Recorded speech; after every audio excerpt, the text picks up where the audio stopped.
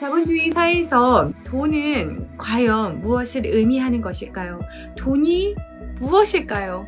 이 돈이 많으면 부자일까요? 부자는 그렇다면 돈을 많이 갖고 있는 사람이 부자라고 할 수 있을까요?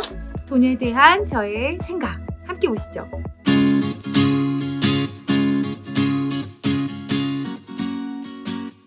안녕하세요. 소사장 소피아입니다. 여러분, 저의 신간 빅스텝 잘 읽고 계신가요?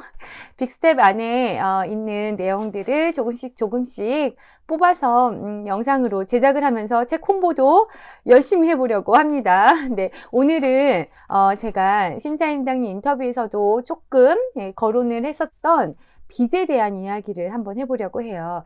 자본주의 사회에서 돈은 무엇을 의미할까요? 자본주의 사회에서 돈은 무엇일까? 이렇게 물어보면 많은 분들이 신용이요 이렇게 대답하시는 분들도 계세요. 맞나요? 네, 여러분, 신용하면 무엇이 떠오르시나요? 신용카드, 신용대출 이런 거 떠오르지 않으시나요? 그죠? 그러면 카드와 대출은 뭔가요? 빚이죠. 카드와 대출은 빚이죠. 우리가 빚을 내서 물건을 먼저 사는 거죠. 돈은 나중에 갚는 거죠. 맞나요? 그렇다고 하면 다시 돈과 빚은 같은 말이다. 공식이 성립되나요? 맞나요? 네. 결국엔 돈과 빚을 같다고 볼 줄 알아야 하는 것이 자본주의 사회를 사는데 그 게임의 법칙을 이해하는 거에 키포인트라고 생각을 해요. 자, 제 여기 꼭지에서 제가 제목을 이렇게 쓴 게 있어요. 부자는 돈을 많이 빌릴 수 있는 사람이다 라는 꼭지에 제가 이렇게 쓴 게 있습니다. 나는 가끔 이런 생각을 한다. 부자들은 어쩌면 돈을 많이 버는 능력을 가진 사람이기 전에 돈을 많이 빌릴 수 있는 능력을 가진 사람일지 모른다. 열심히 월급을 모아서 생활비 쓰고 저금을 하면 진짜 요만큼 남잖아요. 그런데 이렇게 아파트값 치솟고 내가 이사할 수 있는 집을 이렇게 바라보면 한숨이 절로 나오죠.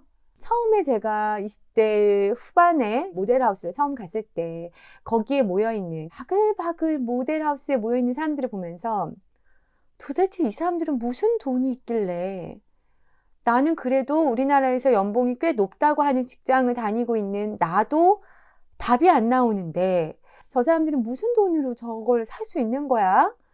그랬던 생각이 들었던 적이 있어요.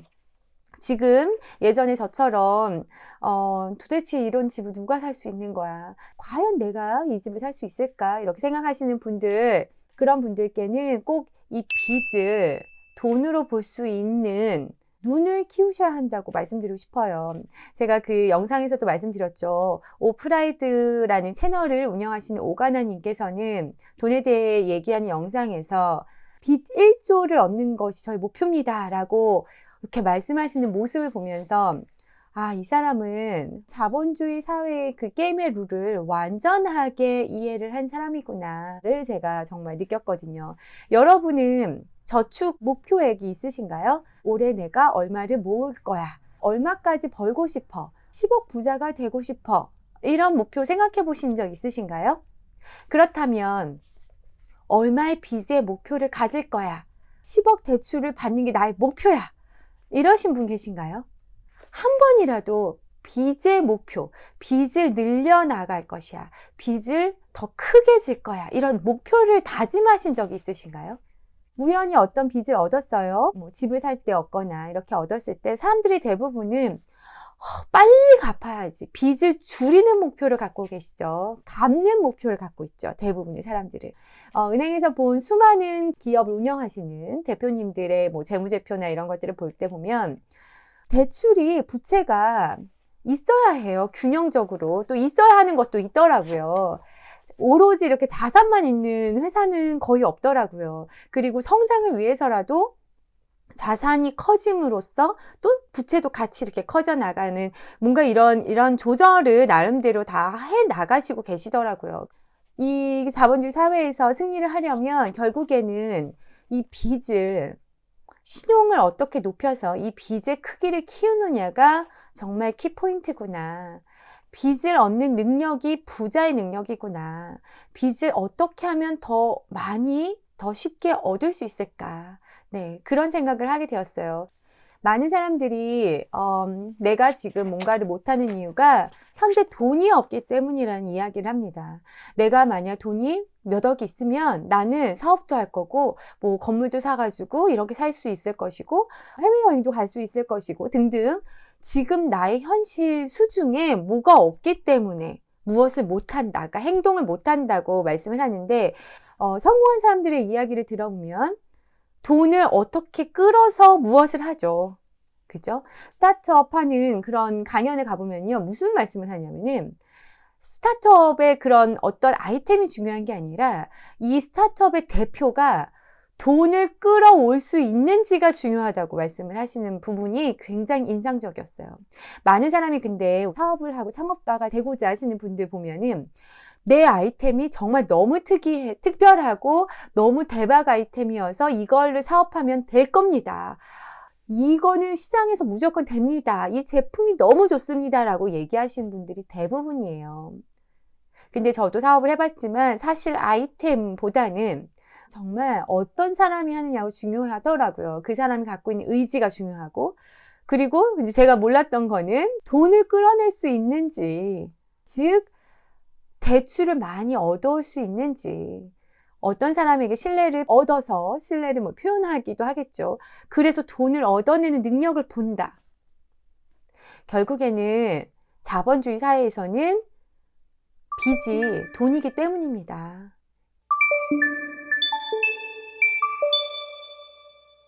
그리고 빚은 아까 우리가 신용이라고 했죠. 그러니까 자본주의에서는 신용이 돈이에요.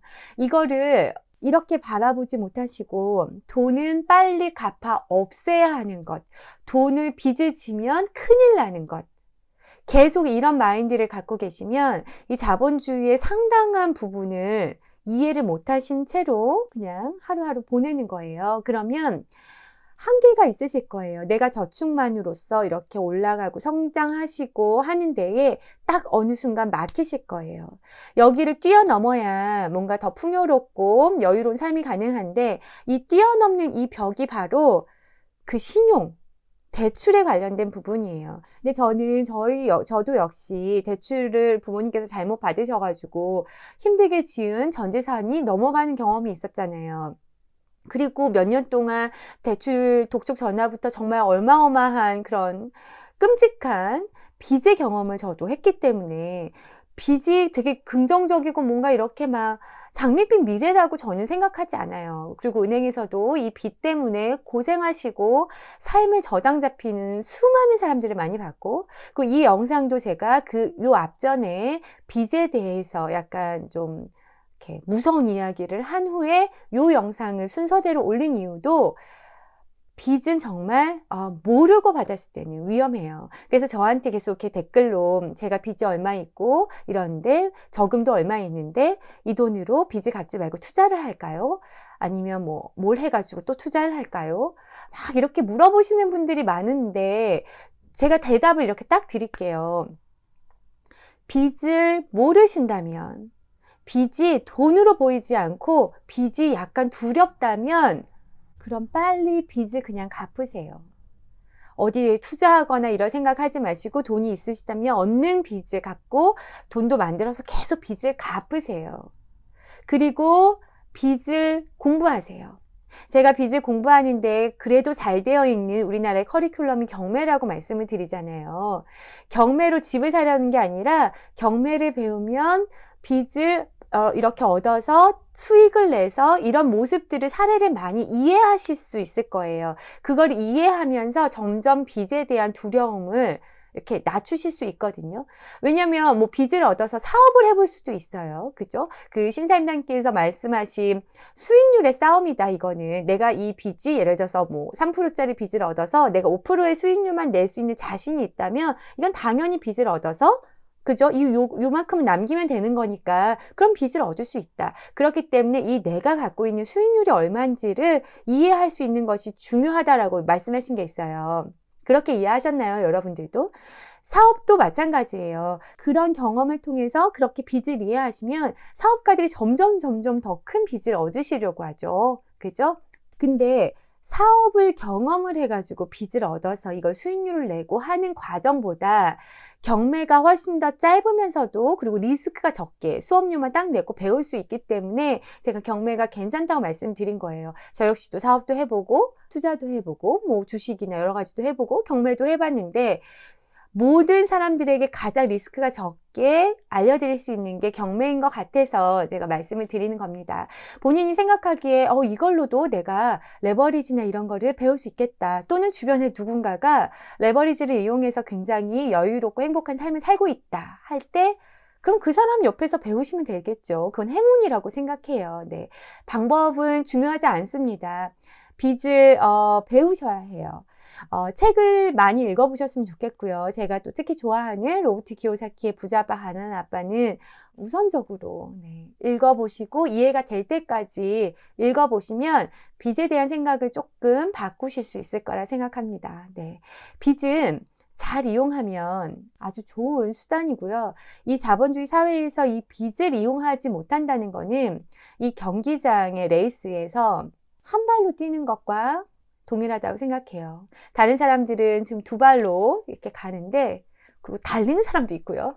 제가 책에서 말씀을 드린 터벅터벅 아주 넓은 보폭으로 가는 사람도 있는데 빚을 모르면 걷지 못하는 거예요. 또는 열심히 걷는데 제자리에 있는 거죠.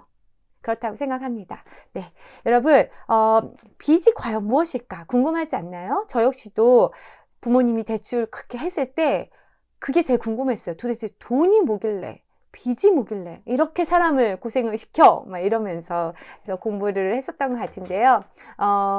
지금이라도 안 늦었습니다, 여러분. 빚이 돈으로 보이는 그날까지 그것을 이해하실 수 있다면 그때는 정말 아등바등 뛰지 않으셔도 쉽게 이렇게 빅스텝만으로 성근성근 걷는 것만으로도 레이스 피니시 라인에 아주 행복하게 도착할 수 있을 거예요.